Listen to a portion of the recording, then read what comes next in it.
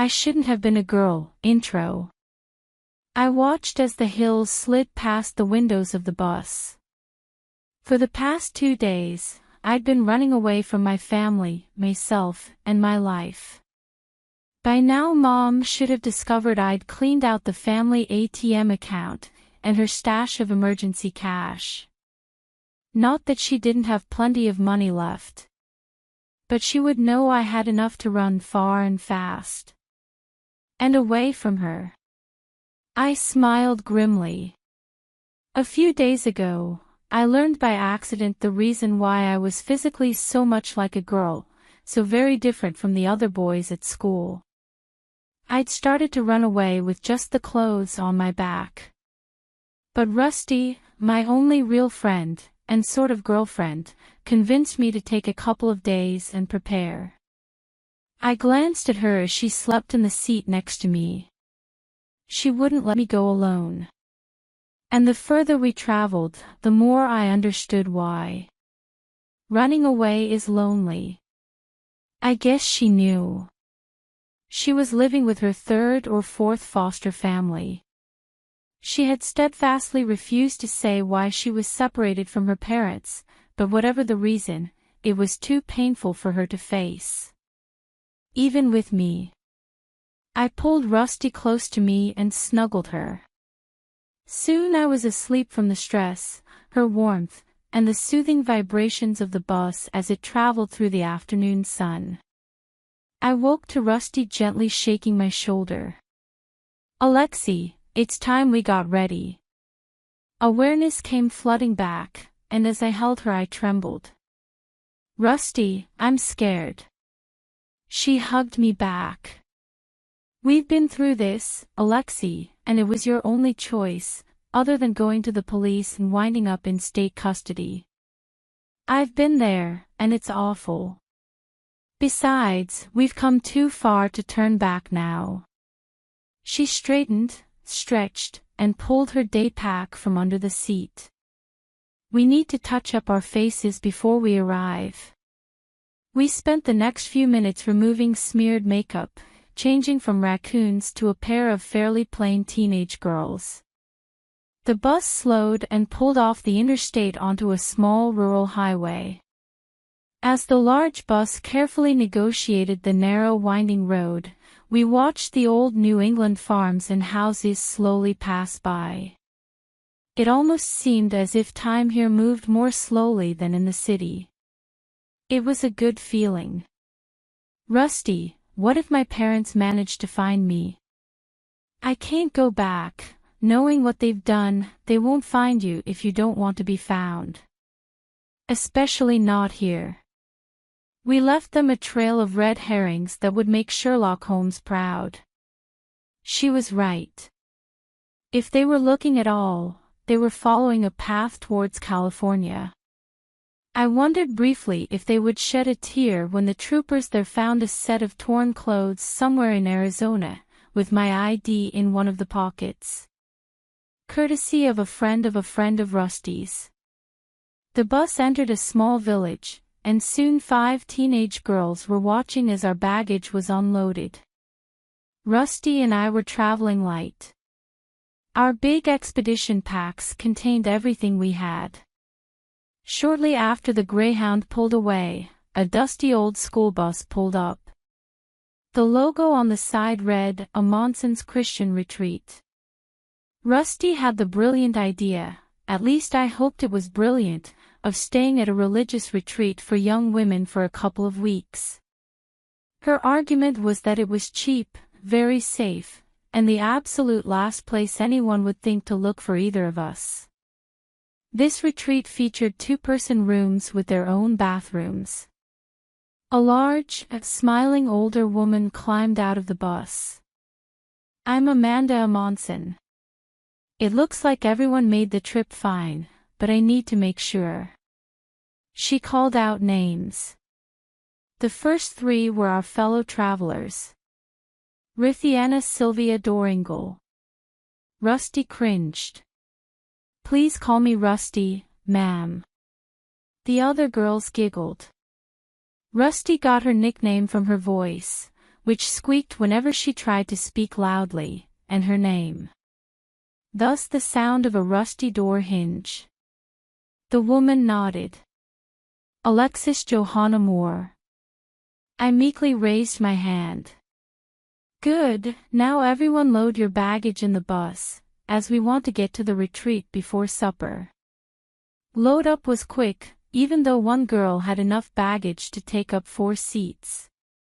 Soon we were bouncing down a dirt road, and I was wincing as my breasts bounced in tune with the bus. Told you that a bra was a good idea.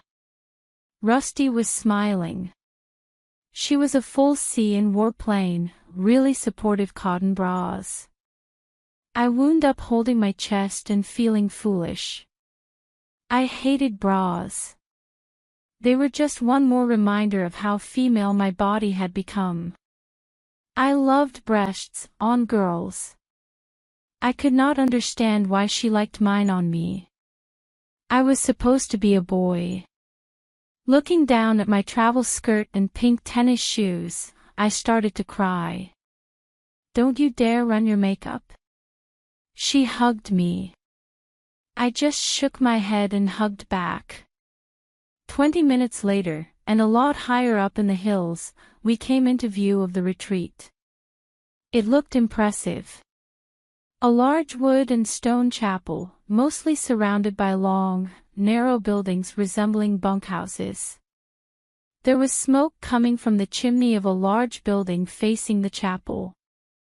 Leave everything on the bus, and head inside when we stop. You can put your bags away after dinner. The woman could easily be heard, despite the rattly old bus. Once inside, we saw at least 50 more girls our age, and several adult women, already seated. And the aroma made my stomach grumble. It had been a long time since our last real meal. We were seated, and out of courtesy and to maintain our image, joined in the blessing of the food. Some really did come from the heart. Be thankful for this bounty, for your good health, and for the friends that are with you today. Despite all that had been done to me by my parents, I was, I guess, healthy, and I had my best and only friend sitting next to me, holding my hand. We ate silently, enjoying the food, and realizing how tired we really were. I felt old and worn deep inside. After dinner, we all pitched in to clean up, and Rusty wound up on dishes while I swept and mopped floors. We dragged ourselves out to the bus, collected our packs, and followed instructions on getting settled in. Their recommendation that we go to bed early was unneeded. Their warning about not having the heat turned on till morning was. We collected all the blankets on one bunk, and after little more than snuggling against each other, we were sound asleep. The cheerful pounding on our door, "Wake up, it's 6 in the morning," barely got our attention. We were still 2 time zones west of here. But we managed to shower, and make it to the main hall in time for a breakfast of pancakes and sausage. Rusty handed me my pills, and I stiffened. "Alexi, you know you've got to continue, at least at a reduced dose, till we figure out if they can change you back." I nodded and took the hated pills. Mom and Dad had always told me they were special vitamins, to help me grow up healthy. They were special, all right. And I did grow up healthy. If looking like a girl was healthy. After breakfast cleanup, we got a briefing on the rules, and as a group went berry picking. Burp. I was unaware of how different wild raspberries were from those oversized plastic things that you get in a grocery store. Even if the real ones came with more than the occasional creepy crawly. By noon we all had full buckets and full stomachs. Rusty and I still managed to eat a hot dog apiece. We spent the afternoon doing crafty stuff, like braiding thongs and beading belts. And paying the price for eating too many raspberries. After dinner were the evening services, which were not the fire and brimstone preaching we expected. There was a lot of love for thy neighbor and forgiveness. I wondered if I would ever forgive my parents. By the weekend we were too tired and sore to worry about minor things, like being chased by my parents or the police. Rusty was right, we needed the escape from the real world. Saturday morning we were told that the group was to get a special treat. Sophia Many Feathers, a noted local Native American artist, would be present most of the day to teach us how to make traditional bark, grass, and reed baskets. A few girls groaned, but Rusty and I smiled at each other. We had tried American Indian basket weaving as a topic for freshman honors history and won the school prize for best original presentation. By late afternoon we were her star pupils, most of the others having dropped out from frustration and sore fingers. I was startled to see the old woman, Sophia, staring intently at me. You are more than you seem, young one. I missed a weave and tried to get behind Rusty, who was carefully watching her. Do not be afraid, your secret is safe with me. We looked around, we were the only ones present. But how? I asked and she smiled.